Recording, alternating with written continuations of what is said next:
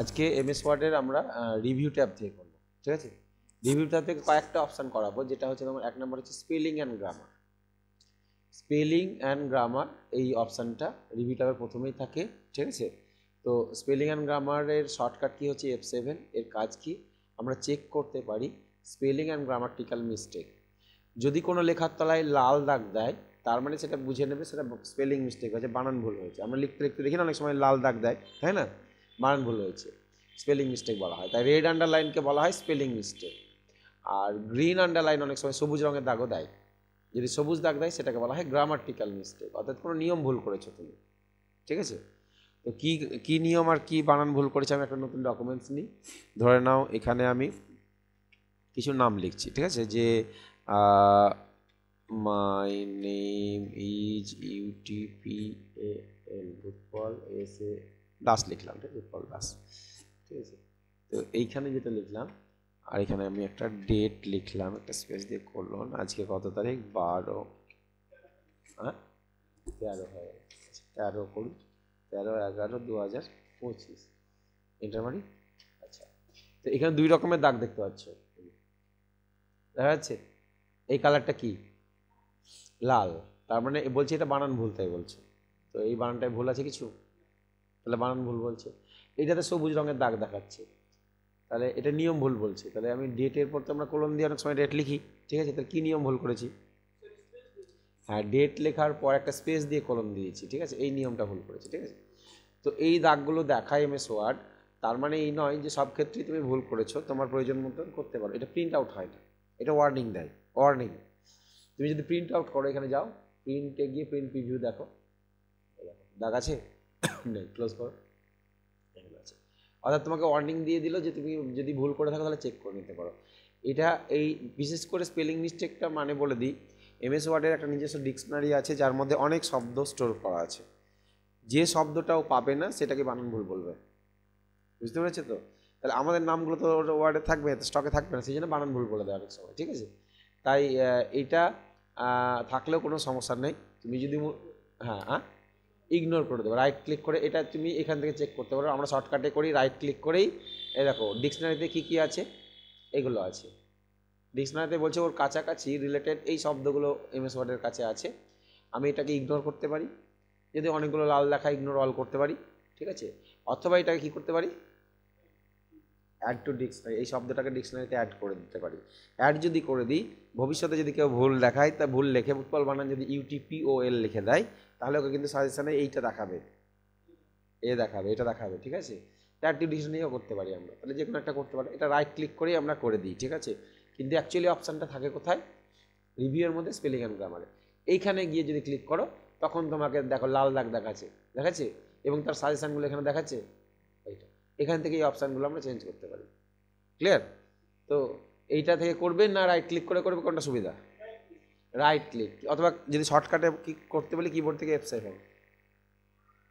Spelling and গ্রামারের shortcut কী হচ্ছে F7। তাহলে আমরা রাইট ক্লিক করলাম, এটাকে ইগনোর করে দিলাম, বা অ্যাড টু ডিকশনারি করে দিলাম, অ্যাড টু ডিকশনারি করে দিলাম। অ্যাড টু ডিকশনারি করে দিলে একটা মজার জিনিস হচ্ছে ভবিষ্যতে উৎপল লেখাটাতে আর লাল দাগ আসবে না, ঠিক আছে। আচ্ছা, ডেটের উপর রাইট ক্লিক করলাম, এখানে যে ডেটের উপর কোলনটা দেখো নর্মালি দেওয়া আছে, আমি একটা স্পেস দিয়ে দিয়েছিলাম, তাহলে এটাকে ক্লিক করে দিলাম, তাহলে স্পেসটা উঠে গেল, ঠিক আছে। তাহলে এইগুলো হচ্ছে স্পেলিং অ্যান্ড গ্রামাটিক্যাল মিস্টেক, আর কিছু না। তুমি যদি আমাদের এটা একটা অনেক সময় সুবিধা হয় কি, যদি কোনো বানান ভুল লিখে থাকি, এটা হয়তো নেসেসারি, NECESAROI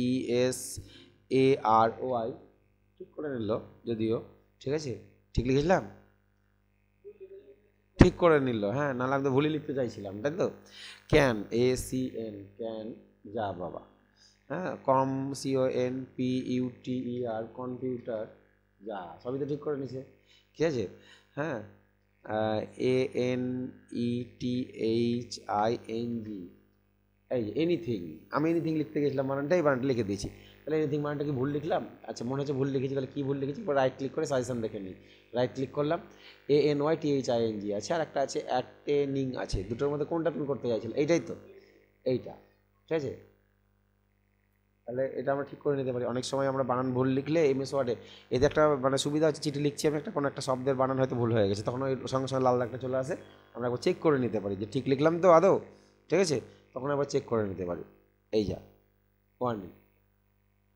আর এই যে অটোমেটিক ঠিক করে নিল এটাকে বলা হয় অটো কারেক্ট।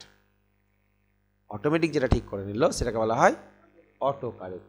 যেমন ধরে নাও BIP বিপ্লব, LOB করি, LOB বিপ্লব, বিপ্লব লিখলাম, LOB, এ হয়ে গেল, অটো কারেক্ট করে নিল। এটা কিন্তু সব ক্ষেত্রে হবে না, এই অটো কারেক্ট বলে একটা অপশান আছে। কিছু কিছু শব্দ কম্পিউটার MS ওয়ার্ড তার নিজের ডিকশনারিতে রেখেছে যেগুলো এই ভুল করলে এটা ঠিক করে নেবে। হ্যাঁ, যেমন বিপ্লব LOB লিখলে BLAB করে নিচ্ছে, এটা আমি করে রেখেছি। তো এগুলো তোমরা করে রাখতে পারবো অটো কারেক্ট অপশান যখন শেখাবো। হ্যাঁ, অটো কারেক্ট করে রাখতে হয় আমাদেরকে, অ্যাড করে রাখতে হয় অটো কারেক্টে, যে যদি এই ভুল করে তাহলে এটা ঠিক করে নেবে, ঠিক আছে। তো এরকম অটো কারেক্টগুলো করে নিতে হয়। ওকে, তো আমাদের স্পেলিং অ্যান্ড গ্রামার যে অপশানটা, ব্যাপারটা বুঝতে পারলে তো কী জিনিস। এটা হচ্ছে যে MS ওয়ার্ডে টাইপ করতে গিয়ে যদি আমাদের বানান ভুল হয়, বা সব ক্ষেত্রে কি বানান ভুল হয়? সব ক্ষেত্রে তো বানান ভুল হয় না, তাই না? মানে যে শব্দটা ডিকশনারিতে থাকে না তার তলাতেই লাল দাগটা দেখাবে, সেটাকে আমরা অ্যাড করে দিতে পারি। এখন এখন যদি উৎপল বানান, এই দেখো UTPOL লিখি উৎপল, তাহলে লাল দাগ দেখাবে। এবং রাইট ক্লিক করলে সাজেশন হিসাবে আমি ওই বানানটা পাবো, দেখো, ঠিক আছে। যেটাকে এটাকে কেন অ্যাড করে অটো কারেক্ট করে রাখতে হবে। অটো কারেক্ট অপশান আমরা তো করছি না এখন, অটো কারেক্ট শেখাইনি, অটো কারেক্ট যাবো তারপরে, ঠিক আছে। অটো কারেক্ট এখানে অপশান আছে, এই দেখো আছে। অটো কারেক্টে গিয়ে আমরা ওটাকে অ্যাড করে রাখতে হবে, ঠিক আছে। আবার তুমি যদি অটো কারেক্ট করে রাখো উৎপলটাকে, তাহলে কি হবে, ওইটা লিখলে এটা হয়ে যাবে। এর কারো বানান যদি ওটা হয় তাহলে তাই না, কারণ নাম তো হতেই পারে ওটা, তখন যতবার লিখো ততবার তোমাকে কী করে দেবে, ঠিক করে দেবে। হ্যাঁ, তাহলে সেই জন্য হিসাব করে করতে হবে এবং জেনে রাখতে হবে যে আমি কী করেছি, তাহলে অটো কারেক্টে গিয়ে চেঞ্জ করে আসতে হবে। যেমন একটা জিনিস দেখা, এটাকে ঠিক করি, অটো কারেক্টে বম লিখেছিলাম, বমের চিহ্ন চলে এলো, ঠিক আছে। পেন লিখলাম, PEN, পেন, পেনের চিহ্নটা আসছে না, কারণ পেনটা মানে আউট করে দিয়েছি আমি। হ্যাঁ, তো এইরকম আমরা অটো কারেক্টে করে রাখতে পারি কিছু কিছু জিনিস, আমাদের কিছু শব্দ এটা লিখলে এটা চলে আসবে অটোমেটিক, ঠিক আছে। তো এগুলো অটো কারেক্ট, এগুলো করে রাখা যায়। ওকে, স্পেলিং অ্যান্ড গ্রামারটা আমাদের ক্লিয়ার হলো তো। এটাই, আর কিছু নয়, সিম্পল একটা জিনিস। হ্যাঁ, শুধু যে তোমাদের পরীক্ষায় প্রশ্ন আসে কি, লাল আন্ডারলাইনটাকে কি বলা হয় আর সবুজ আন্ডারলাইনটাকে কি বলা হয়। হ্যাঁ, পরীক্ষাতে প্রশ্ন আসে। এবং আর একটা প্রশ্ন আসে যেটা হচ্ছে শর্টকাট কি।